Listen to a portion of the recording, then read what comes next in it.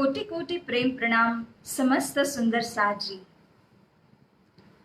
दोपहर के इस वाणी चर्चा कार्यक्रम में एक बार पुनः आप सभी का सादर स्वागत है।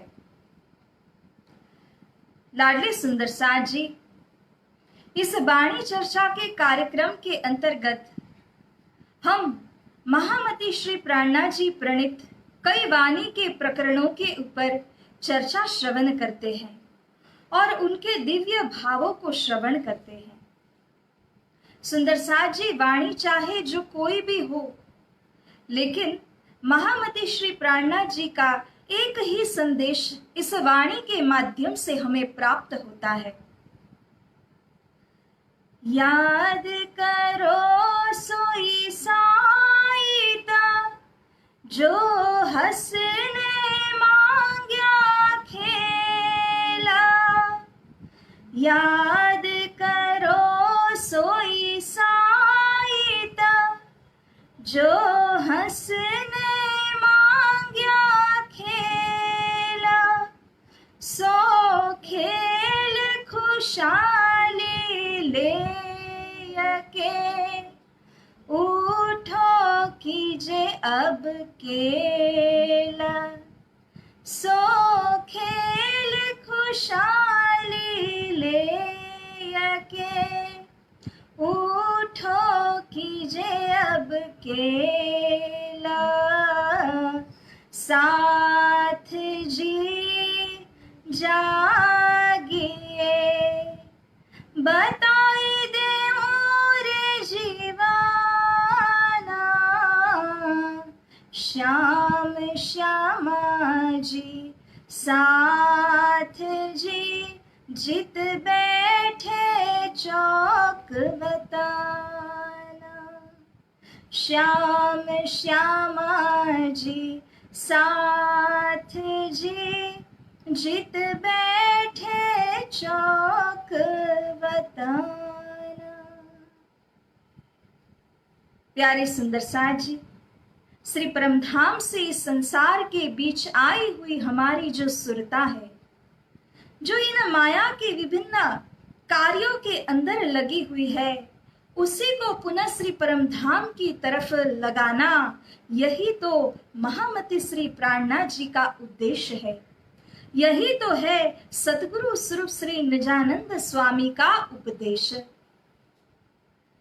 प्यारे सुंदर साथ जी, आप सभी की उपस्थिति होती जा रही है और इसी के साथ इस वाणी चर्चा का शुभारंभ हम करते हैं श्री राजश्यामा जी के चरणारविंद की प्रार्थना करते हुए। बोलिए श्री कृष्ण कन्हैया लाल की जय, श्री सतगुरु महाराज की जय, श्री प्राणनाथ प्यारे की जय, समस्त सुंदर साथ की जय। प्रथम लागो दो चरण को, धनिये न छुड़ायो क्षिण, लाख तली लालेरिया,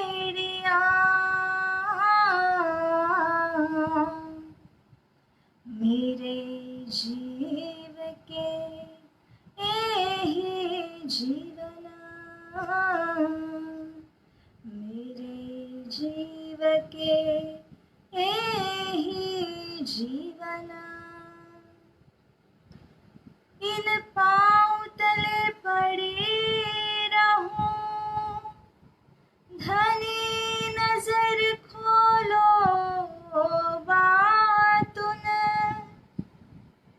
पलना वालू मीर खून नेत्रे, मेरे जीव के एही जीवना, मेरे जीव के एही जीवना। बोलिए श्री प्राणनाथ प्यारे की जय।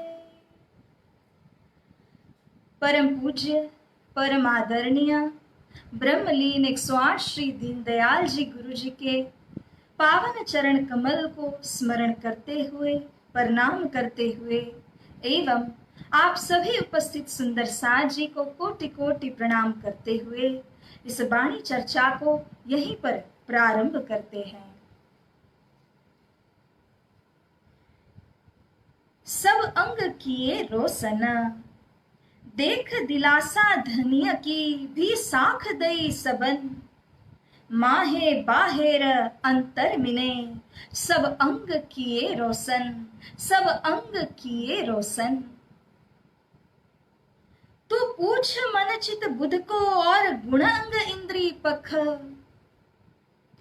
मेरे लाडले सुंदर साज जी, महामती श्री प्राणनाथ जी ने इस प्रकरण के अंतर्गत हमें समर्पण का जो भाव है, उसके विषय का जो महत्व है, उसे प्रकाशित करते हुए कई वचन कहे।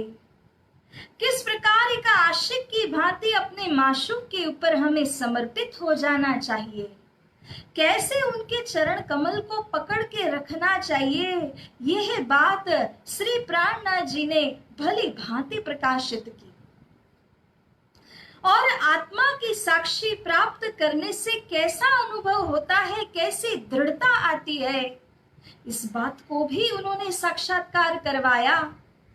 अब आज इस चौपाई, इस मजल के अंदर वे फरमाते हैं, हे मेरी आत्म, तो पूछ मन चित्त बुद्ध को, तेरे अंदर जो मन है, बुद्धि है, चित्त आदि जो अंतस्करण है, इन सभी की गवाही लेना आवश्यक है। क्योंकि जब तक इन्हें हम पूछते नहीं, इनके द्वारा जब तक साक्षी नहीं मिल जाती है, तब तक वह पूरी तरह से मन, चित्त और बुद्धि के अंदर वह धन उतरेगा नहीं। इसीलिए इन सभी अंतस्करण की गवाही लेना ये बेहद आवश्यक है। और गुण अंग इंद्रिय पख, प्यारे सुंदर साज जी, हमारे अंदर 3 गुण की भंवरी सदैव चलती रहती है। हमारे अंदर अंग प्रत्यंग के अंदर कई रोमकूप आए हुए हैं, एवं इन सभी अंतस्करणों का सामूहिक नाम लिया जाए तो उसे पख कहा जाता है। ये सभी की साक्षी लेना बेहद अनिवार्य है। जैसे श्री प्राणनाथ जी ने, हमने पिछले प्रकरण में चर्चा को श्रवण किया था, तब कहा था कि मेरे रोम रोम के अंदर श्री राज श्यामा जी और साथ रहो भराई। ये कब संभव हो सकता है? जब ये सारे गुण अंग इंद्रिय और पख हमें गवाही दे, हमको साक्षी दे। इनकी साक्षी के बिना यह कार्य कतई संभव नहीं होगा। इसीलिए जैसे जैसे यह ज्ञान का सिंचन हमारे आत्मा में हो रहा है, वैसे वैसे हमें इन सभी गुण अंग इंद्रिय पख का साक्षी अथवा तो गवाही लेना है। देख तत्व सब शास्त्रों का, फेर कर नीके लख। अब इंद्रावती सखी ये भी फरमाते हैं कि शास्त्रों के अंदर का जो तत्व है, उस तत्व को देख। क्योंकि सुंदर साज जी, हमारा जो मन है ना, वह मन 3 गुण की भंवरी के अंदर सदैव फिरता रहता है। संकल्प करना, विकल्प करना, ये तो उसका कार्य ही है। ऐसे मन को जब तक शास्त्रों के अंदर निहित ज्ञान का सदुपदेश प्राप्त न हो जाए, ऐसे मन को तब तक उसकी चंचलता को हम स्थिर नहीं कर सकते हैं। अर्जुन को श्री कृष्ण जी ने यही तो उपदेश दिया, अभ्यासेन तु कौन्तेय वैराग्येण च गृह्यते। अभ्यास के माध्यम से एवं वैराग्य को धारण करने के द्वारा इस मन के जो भ्रमण है, जो संकल्प विकल्प है, उसे हमें टाल करके इस मन को दृढ़ निश्चय बनाना है। तो सुंदर साज जी, इस मन के अंदर का जो फेर है, उसको टालने के लिए श्री प्राणनाथ जी कहते हैं कि शास्त्रों के अंदर निहित जो तत्व है, जो तत्व ज्ञान है, उसका सिंचन अवश्य करना होगा। देख तत्व सब शास्त्रों का। जब इस प्रकार से शास्त्रों के अंदर निहित ज्ञान को भी हमने एब्जॉर्ब कर लिया, हमारे हृदय के अंदर इसको जब ग्रहण कर लिया, तब फिर कर उसके बाद क्या करना है? नी के लख अच्छी प्रकार से पहचान कर ले उन अक्षरातीत प्रियतम धनी की। देख अपने अंदर के अंग गुण इंद्रियां ये कैसे गवाही देते हैं। देख शास्त्र उनके विषय में कौन सी साक्षी देते हैं। वह तत्व को पहचान कर। सुंदर साज जी, तत्व की पहचान करना क्या है?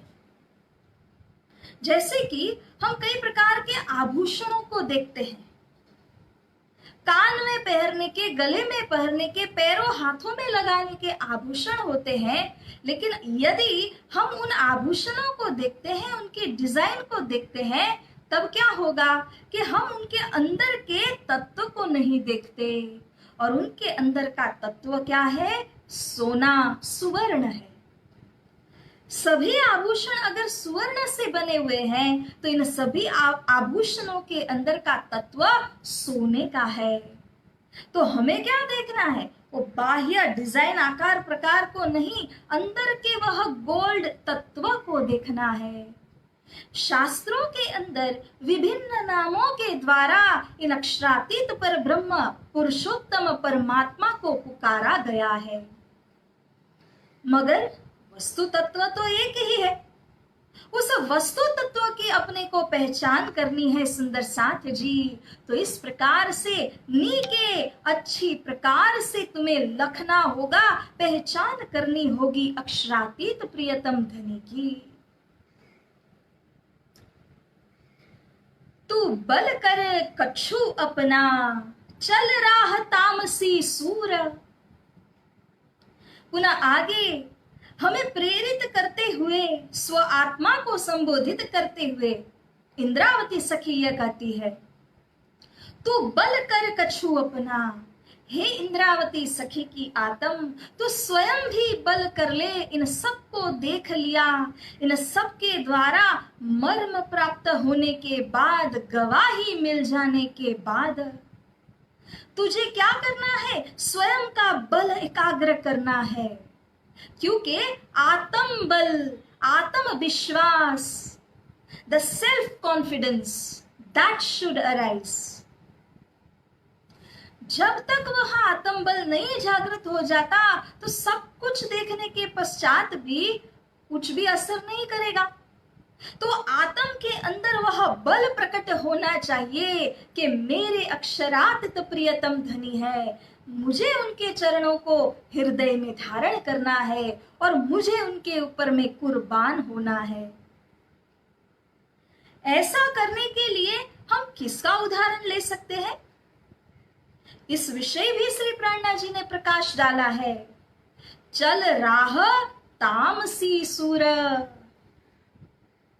12,000 ब्रह्म आत्माओं में तामसी, राजसी और स्वातसी सखिया है, परंतु जो तामसी सखिया है उनके लिए तो वाणी में स्वयं प्राणनाथ जी ने फरमाया है, तामसियां जुंजार कहा है।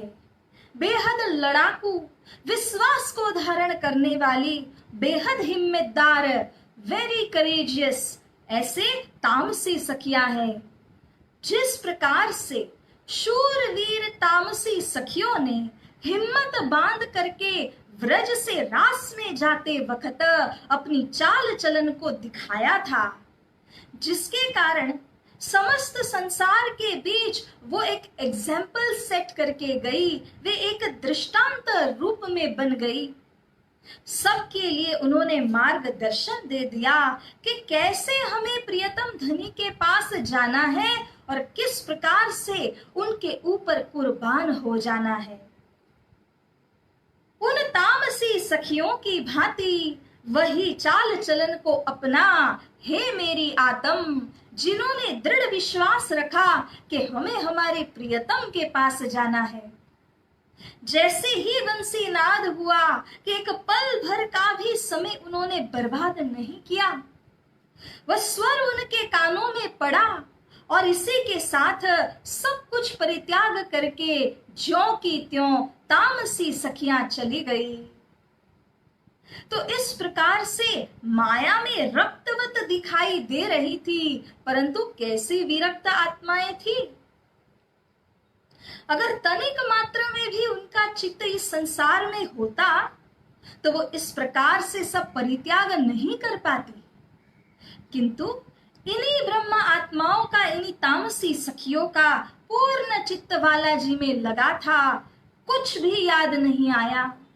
राजसी सखियों ने थोड़ा श्रृंगार कर लो यह तो सोचा, स्वातसी सखियां बल को जुटा नहीं सकी, परंतु जो तामसी सखियां थी उन्होंने बड़े ही शूर धीरपन के साथ भवसागर से पार होने का लक्ष्य रखा था। इसी दृष्टांत को हमें लेना है, इसी दृष्टांत को आत्मसात करना है। महामती श्री प्राणा जी फरमा रहे हैं,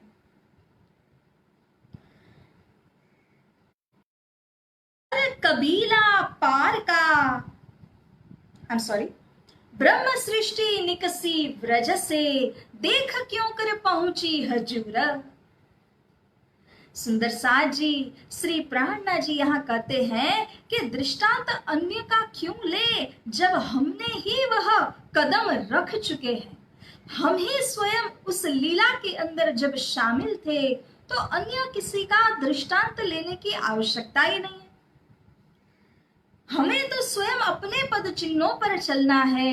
कैसे ब्रज से निकसी यानी कि निकल करके श्री रास मंडल में जाते समय अपने धनी के हजूर में पहुंची, धनी के पास में सखियां पहुंची। इसी बात को हमें याद करना है। जैसे हनुमान जी के साथ में हुआ था ना कि पवन पुत्र हनुमान है एवं उनकी साधना ऐसी है कि वे आकाश में भी उड़ सकते हैं, लेकिन उन्हें यह बात का स्मरण ही नहीं था। तब उनको इस बात का स्मरण कराया गया कि आपके अंदर तो यह शक्ति है कि आप इस महासागर को तर सकते हैं।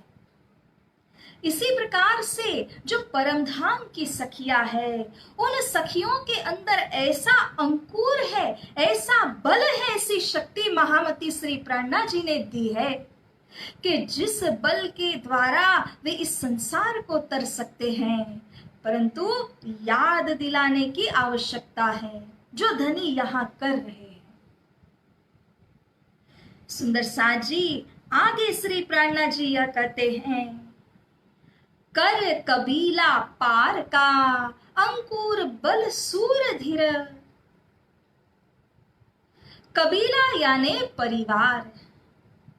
हम अक्सर देखते हैं कि इस संसार के अंदर हमें मालूम है कि मोह या अटैचमेंट हमें नहीं करना, सबके साथ ही रहना है, घुलमिल होकर के प्रेम से और अपने कर्तव्य को पालन करते हुए रहना है।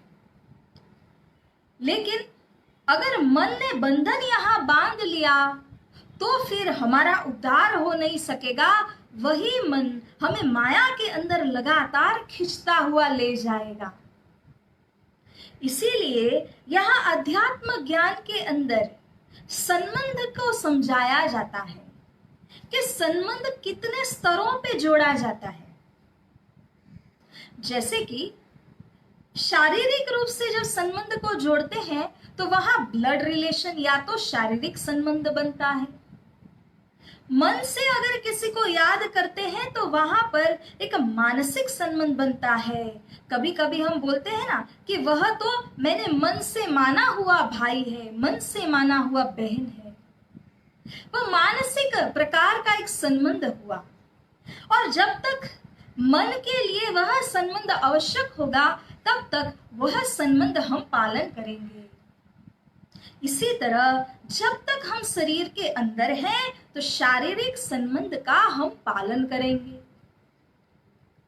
सुंदर साज जी, इन दोनों संबंध को अखंड संबंध माना नहीं गया है, क्योंकि शरीर भी छूटने वाला क्षणभंगुर है और मन भी अति चंचल है। अब इससे परे जाएं तब आता है बुद्धि से जोड़ा गया संबंध। जैसे हमारे जो लौकिक टीचर्स आदि होते हैं, ज्ञान देने वाले होते हैं, उनके साथ हम जो संबंध जोड़ते हैं वो बुद्धि से जोड़ा गया है। We are attached to them intellectually, इसीलिए उसमें बुद्धि की प्रधानता है। लेकिन ये जो सारे तीनों प्रकार के संबंध कहे गए सुंदर साथ जी, इन सब के अंदर अपनी अपनी एक समय की सीमा लागू हो जाती है। तो ऐसा संबंध कौन सा है जो अखंड संबंध है, अखंड निस्बत है?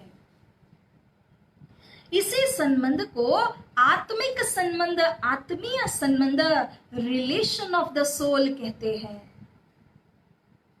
और इसी आत्मीय संबंधी की पहचान हमें करनी है, क्योंकि ये आत्म जिस परात्मा से संबंधित है, जब तक उनकी पहचान नहीं करते तो ये जीवन का उद्देश्य पूरा कहाँ होता है।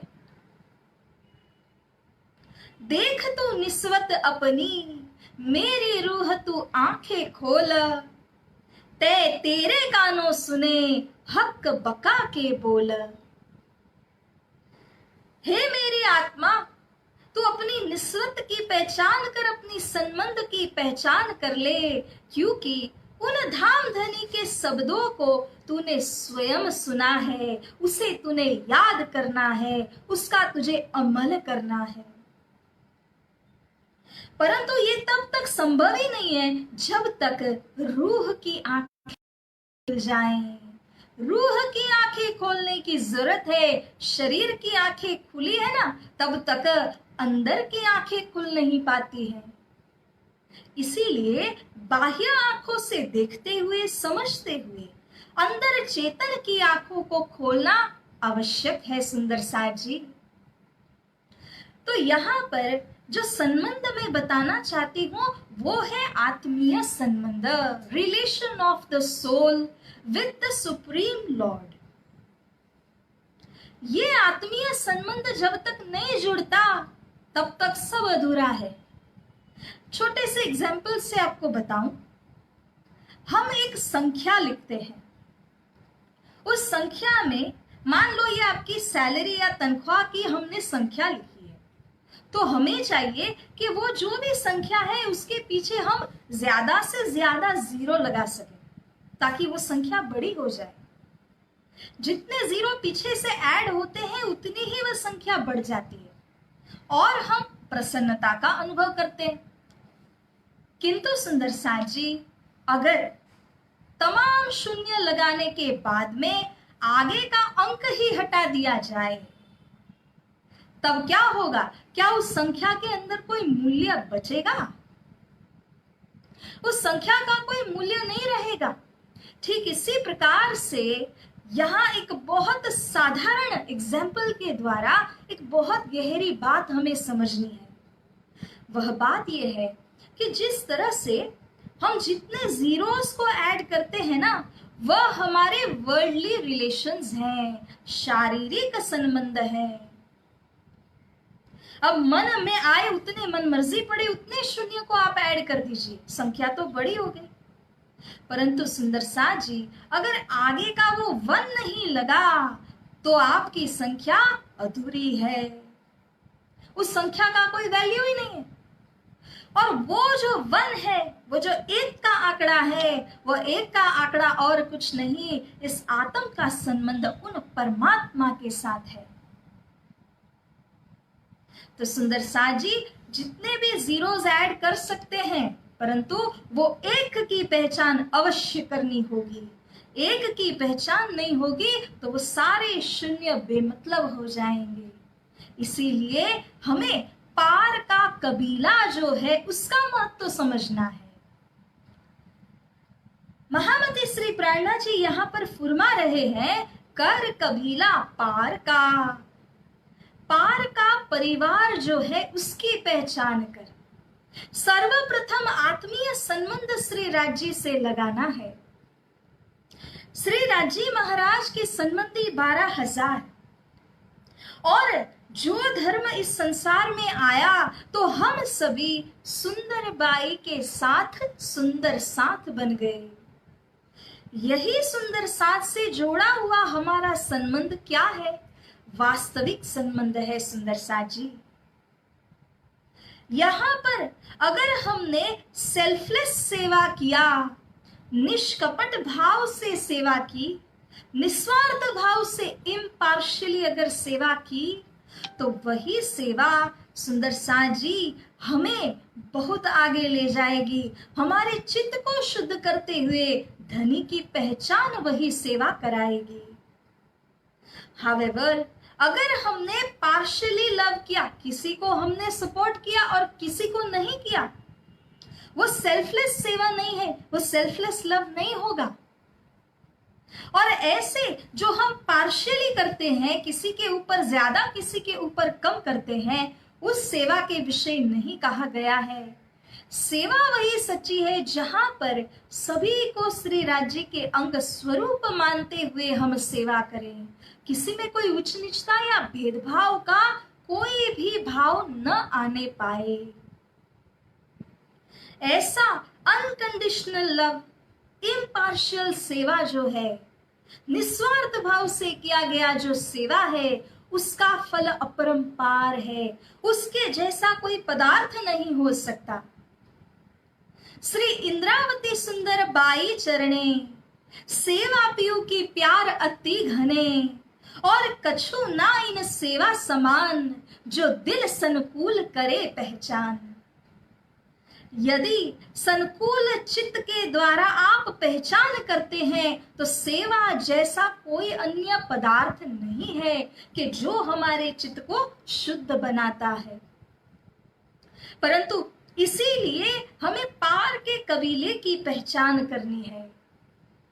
यही सुंदर साथ के संग, यही धाम धनी अक्षरातीत श्री राज्य के संग जब हमने परिवार की स्थापना की, वह है बेहद का कबीला, वह है पार का कबीला, जो मात्र यहाँ पर हमारे साथ में नहीं जुड़े हैं। परम धाम में भी वे हमारे साथ थे और यहाँ पर इस माया के बीच भी धनी श्री राज्य ने हमारा संजोग उनसे कराया है। तो प्यारे सुंदर साथ जी, उस पार के कबीला की हमें पहचान करनी है, क्योंकि अंकुर बल सूर धीर हमारे हृदय के अंदर जो यदि श्री परमधाम का वह अंकुर है, तो इस ज्ञान के माध्यम से, सतगुरु की कृपा दया के माध्यम से वह अंकुर प्रस्फुटित होने लगता है। जैसे आप कोई बीज को बो देंगे जमीन के अंदर, कुछ समय के बाद उसके अंदर अंकुर प्रस्फुटित होता है। इसी प्रकार से हमारा जो हृदय है, उसके अंदर जब यह तारतम का ज्ञान बीज रूपी मंत्र को बोया गया, तब इसी मंत्र के आधारित अंकुर प्रस्फुटित होने लगता है। जैसे श्री इंद्रावती सखी फरमाती हैं, खासी जान खेड़ी जिमी, जल सिंचिया खसम, बोया बीज वतन का, सो उग्या वाही रसम। धनी ने वह बीज तारतम का बीज बो दिया, तो उस बीज के माध्यम से इस खासी जिमी अर्थात इंद्रावती सखी का जो सकोमल हृदय है, उसके अंदर अंकुर प्रस्फुटित होने लगा और यह तमाम दिव्य वाणी का अवतरण उनके हृदय से होने लगा। तो सुंदर साथ जी, उस अंकुर के हिसाब से ही बल आता है, शक्ति आती है, क्योंकि अंकुर यदि श्री परमधाम का है, तो परमधाम के गुण अवश्य इस हृदय के अंदर झलकते हैं। तो जैसे हम एक दृष्टांत में सुनते ही आए हैं कि एक सिंह का जो बच्चा होता है, वो भेड़ की जमात में शामिल हो जाता है, स्वयं को भूल चुका है।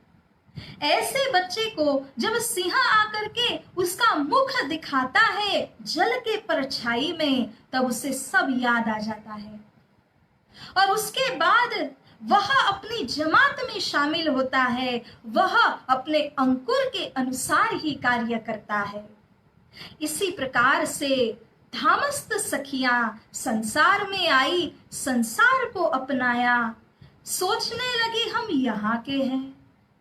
किंतु जब धामधनी ने आकर के कृपा करके उनको फिर से जगाया, पहचान याद करा दी, तब फिर यही जो सखियां है वो धामधनी के ऊपर कुर्बान हुई, क्योंकि अंदर अंकुर तो परम धाम का है।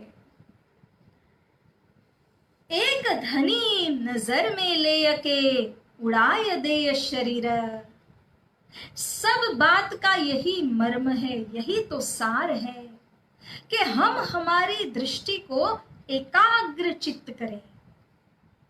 और दृष्टि के अंदर जैसे अर्जुन ने जब तीर चलाया तब उसकी दृष्टि मीन की आंख पर थी, न आसपास की कोई चीज में थी, न उस मछली में थी, बल्कि केवल अपने लक्ष्य में थी। इसी तरह इस आत्म को उस धाम में पहुंचाने जगाने के लिए सुंदर साथ जी, हमारा लक्ष्य भी एकाग्र चित्त होना चाहिए। और इस एकाग्र चित्त के माध्यम से ही हम उस धाम में पुनः जागृत होंगे। तो हे सुंदर साथ जी, उड़ाय दे शरीर, शरीर को एक न एक दिन उड़ाना है, परंतु उड़ाना कैसे है, इसे हमें खत्म नहीं करना है। इसकी जो अवधि दी गई है, इसमें जितने श्वास हमको दिए गए हैं उसे तो हमें पूरा करना ही है। लेकिन शरीर को उड़ाने का तात्पर्य मर्म ये है कि हे सुंदर साथ जी, इस शरीर के निद्रा को उड़ाते हुए और स्वयं को धनी के ऊपर कुर्बान करते हुए इसको सेवा में लगाइए। जब यह शरीर सेवा में लगा तो इसके पांचों तत्व धन्य धन्य हो जाते हैं। इस तरह से इस शरीर को उड़ाना है, खत्म नहीं करना है, बल्कि इसका सदुपयोग करते हुए सभी को इससे हमें काम देना है, साथ की सेवा करनी है। तो इस प्रकार से महामती श्री प्राणनाथ जी का यह दिव्य संदेश हमें यही बात सिखा रहा है कि आप अपने नजर को एकाग्र करिए, चित्त को एकाग्र करिए, क्योंकि इसी एकाग्र चित्त के माध्यम से ही हमें हमारा लक्ष्य अवश्य प्राप्त होगा। अंत्य काले च मामेव स्मरण मुक्त्वा कलेवरम, यह प्रयाति स मद्भाव यास्ति नास्तत्र संशयः। जो यदि हमने अपने अंतिम में जो लक्ष्य रखा है वह लक्ष्य अंतिम तक हमारे साथ है, जीवन भर तो साधना की और अंतिम में भी उसी लक्ष्य में एकाग्र रहे, तो जिस लक्ष्य को साधा है उसी में आत्मा केंद्रित होगी। तो सुंदर साथ जी, इसी प्रीत को हमें धारण करना है, इसी लक्ष्य को हमें धारण करना है। मेरे प्यारे सुंदर साथ जी, आज की इस वाणी चर्चा को हम यहीं पर विराम देते हैं और इसी के साथ एक छोटी सी दो कड़ी धुन लगाते हुए हम सभी यहाँ से विदा होंगे। ये सखियों का भाव है अपने धनी प्रियतम के प्रति। छवि लखी श्री राज की जब से, छवि लखी श्री राज की जब से, भई बावरी मैं तो तब से, भई बावरी मैं तो तब से, बांधी प्रेम की डोर प्रीतम से, बांधी प्रेम की डोर प्रीतम से, नाता तोड़ा मैंने जग से, नाता तोड़ा मैंने जग से, है ये कैसी पागल प्रीत ये दुनिया क्या जाने, है ये कैसी पागल प्रीत ये दुनिया क्या जाने, हो मोहे लगी श्याम संग प्रीत ये दुनिया क्या जाने, मोहे लगी श्याम संग प्रीत, ये दुनिया क्या जाने। मोहे मिल गया मन का मीत, ये दुनिया क्या जाने, ये दुनिया क्या जाने। बोलिए श्री कृष्ण कन्हैया लाल की जय, श्री सतगुरु महाराज की जय, श्री प्राणनाथ प्यारे की जय, समस्त सुंदर साथ की जय, बोल बोल पंजे वाले की जय। प्रणाम सुंदर साथ जी। रोज रोज इसी प्रकार आप सभी से मुलाकात होती रहे।